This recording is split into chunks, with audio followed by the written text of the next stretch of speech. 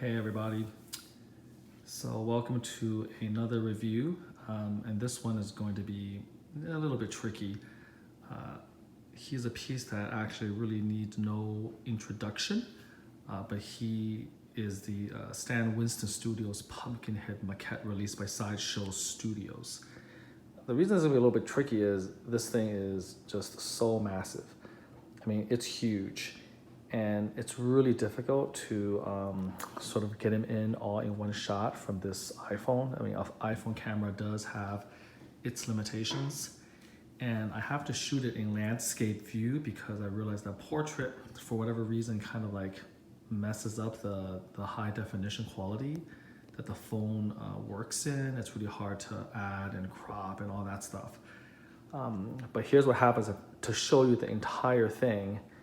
I mean, you have to back up so much, like all the way, I'm still backing up all the way here. And, you just kind of difficult to really get too much detail. But if you want to take a look, this is how big he is and how far away I have to stand just to get like the whole thing in frame. And my black background, kind of looks like a joke when you back up that much. So I'm getting a little bit closer, and I'm going to try moving him around a little bit. So you kind of get, while I'm talking about him, you kind of get an idea of what he looks like from all angles. And we'll talk a little bit more about the scope and the paint job a little bit later. So as with a lot of my collectibles, there are stories associated with them. And this one kind of has an interesting one that's worth telling.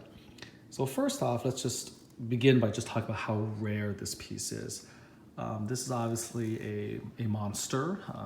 It's created by Stan Winston Studios, and it's patterned off of a movie called Pumpkinhead.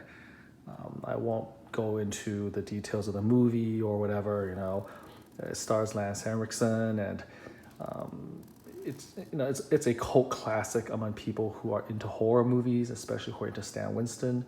I think Stan Winston, I don't know whether he directed the film, but he was like really involved in it. And again, it became kind of a cult classic. So it's something that is kind of amazing that Sideshow even made because it's so niche. And I think maybe they just did it because, again, of the partnership between them and Stan Winston Studios. So because it's a very niche property, it's not like every single person wants one of these. This is not Terminator. This is not Star Wars or Marvel or any of that.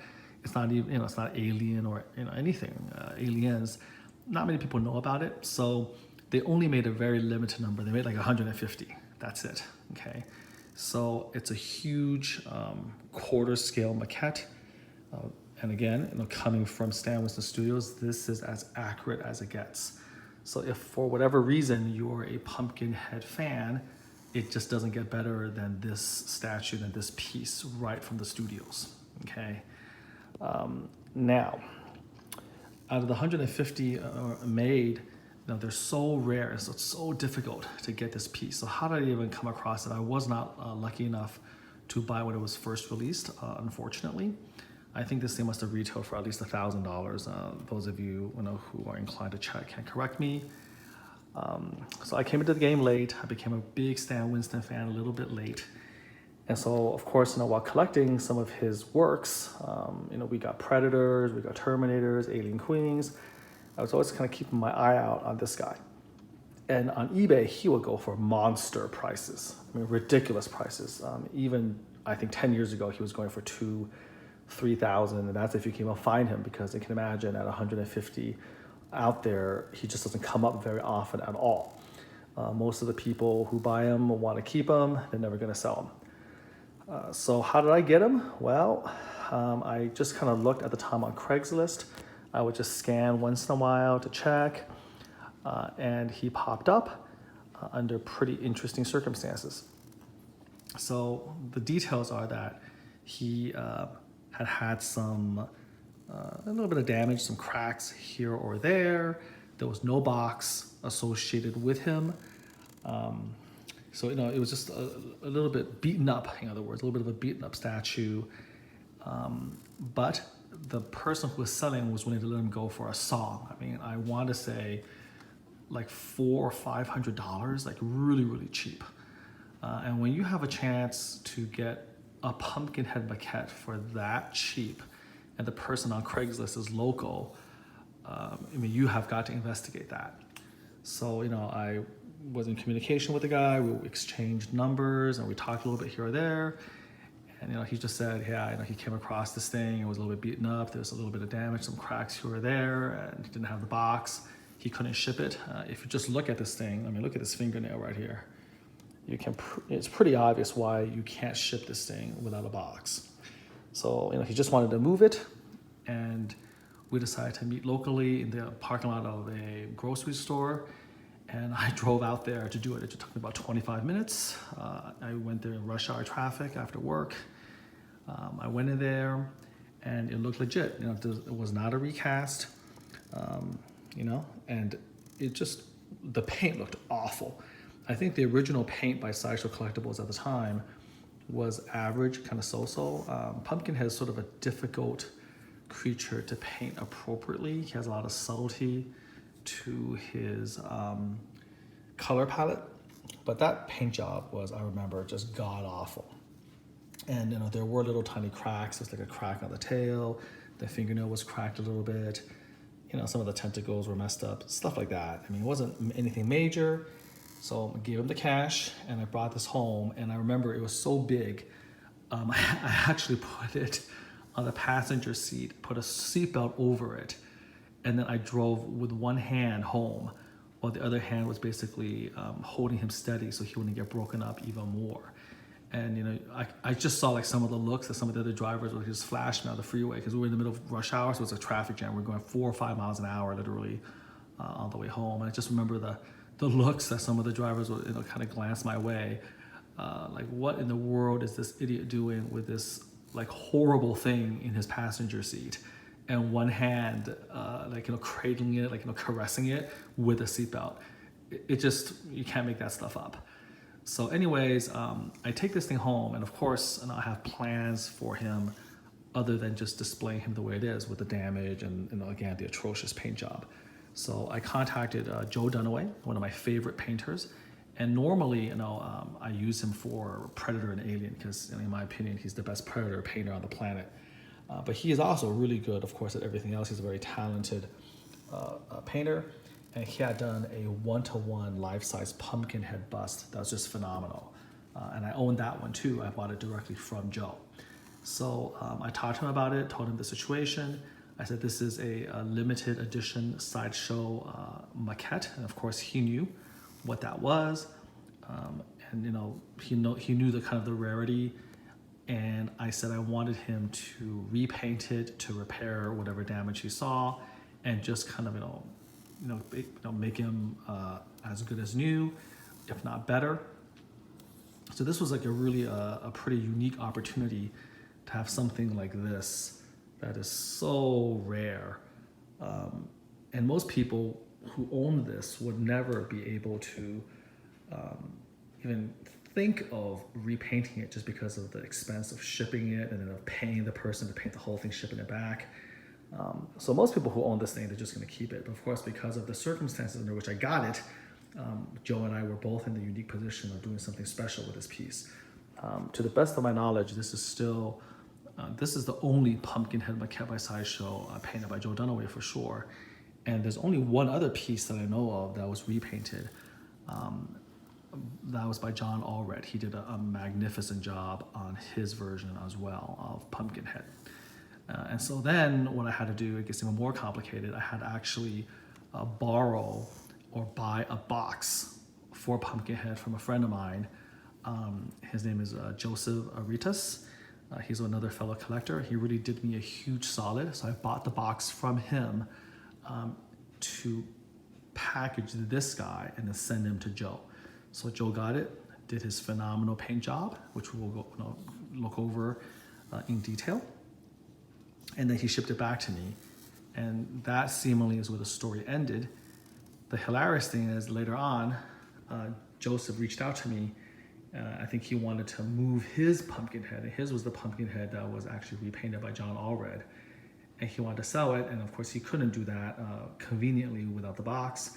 So he wondered if he could get the box back, so I gave the box back to him, and then he used that box to sell his Pumpkinhead. So here I am left with this masterpiece without a box. But there's no worry about that because I'm never going to be selling him ever. So once again, a Joe Dunaway repaired, completely refinished Pumpkinhead quarter scale maquette by Stan Winston Studios, Sideshow Collectibles. So first of all, just, you know, in terms of the pose, it's just pretty amazing. If you look at the talon, all these nails are so long. I mean, look at this thing here. Super, super long, very, very beautiful, very beautifully detailed. Just like a miracle that these things didn't snap off during shipping, but there you go. I really like the base with all the rotten pumpkins kind of standing out. And again, Joe repainted everything. The original paint job on these pumpkins was just very, very bland, not very striking. So Joe did a great job repainting all of that, fixing some of the little cracks on the vines, that type of thing. Not that we can see much of that. The original damage was so tiny, you couldn't really appreciate it anyways. So starting off with just the base, I just love the fact that he's walking through this this rotting pumpkin patch. Very understated pumpkin head on the front. This is the same type of base that they used for the Stan Winston Studios Predator maquette, which I'll review a little bit later on. And then, you have, of course, the pose with him stalking forward with his hands reaching out. He has this long tail, just sort of swinging freely.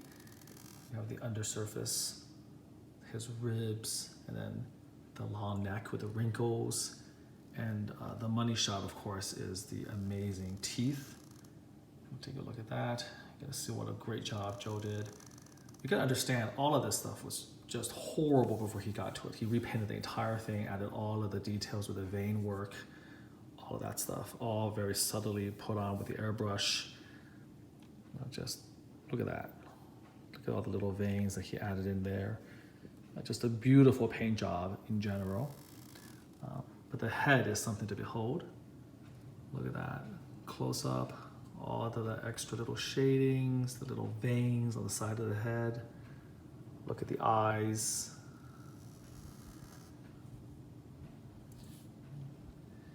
Just moving all around. Here's the back. And again, later on, I'll go over this with Flash, which will show off some of the detail a little bit better. But again, you lose out on the shading and the texture and the shadows and all that stuff. But just trying to give you guys a sense of the tail.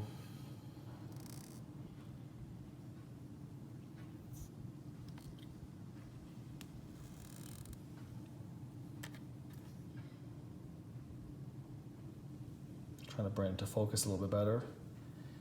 It's tricky because again, he's so big.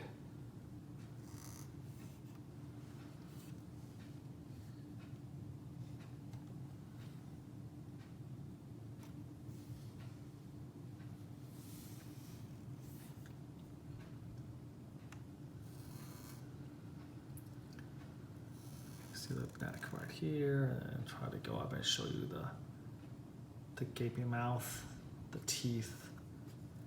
Just amazing.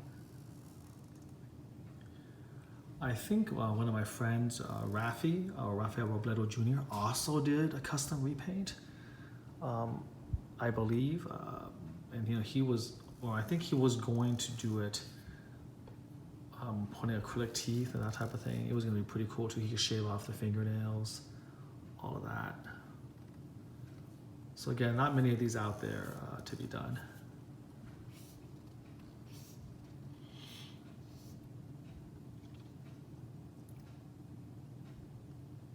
Again, you can see sort of the fine veins that's been added in. Look at the work here. So again, a great sculpt, cast from the original mold from the maquette, as authentic as can be from Stan Winston Studios. And then a paint job by the great Joe Dunaway. So this is about I mean, the word grail is thrown around pretty loosely, but you know, for people who care about this type of thing, I mean, this is about as grail status as it can be for a piece. It's essentially a custom one of one. In order for you to replicate it, you have to get one of these first, and you have to ship it to Joe Dunaway to paint. And while I'm sure he'll be happy to do so, I mean, that combination of circumstances is just not going to be happening very often.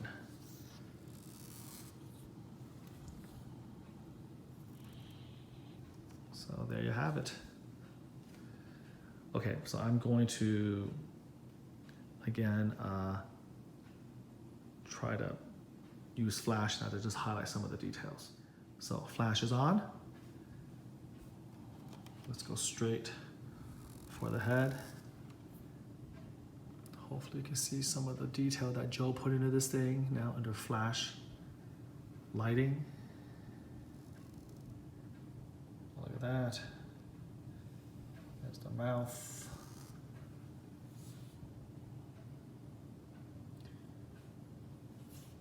Great stuff. Here's the back. Just really sort of lingering on all of that.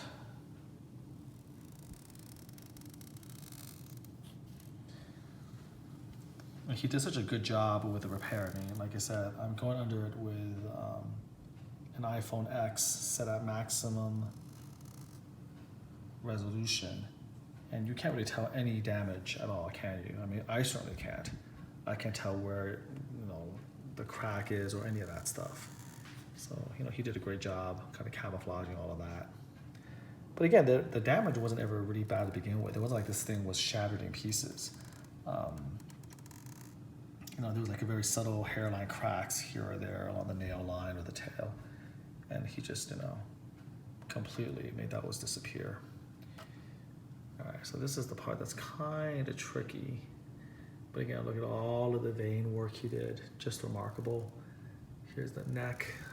You got a nice look at the torso, the ribs, all of that. And like here's the hands. It's always so hard to kind of show. You can see a little bit of dust here. It's so funny, the dust along the nails. But you know, hopefully I can show you again with the flash the detail of those little nails. There it goes. I'm trying to use my hand. You can also get an idea of the massiveness of this piece. So there's the nails here. Here's the pumpkin patch with his feet on it. Look at those rotten pumpkins of the vines. It's amazing. Here's the nails on the feet. Here's the other foot right there. And then over here, let's linger a little bit on the other hand. Look at that. Here's the nail here. I mean, it's just so ambitious, you know, this sculpt.